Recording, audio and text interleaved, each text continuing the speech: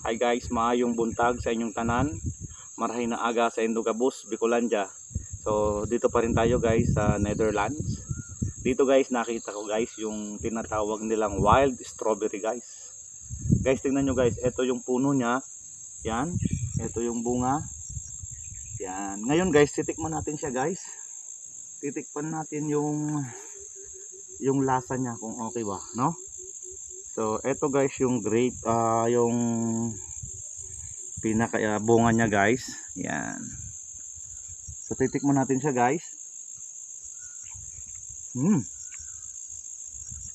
Guys, yung lasa niya guys medyo maasim-asim.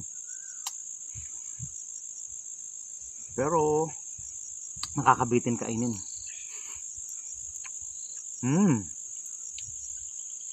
Guys, in fairness masarap din siya guys. Yan. Okay. Okay yung lasa niya guys. So dito ko lang na experience at natikman itong tinatawag nilang wild strawberry. So shoutout nga pala sa mga bagong followers natin dyan. At sa mga solid supporters natin, maraming salamat.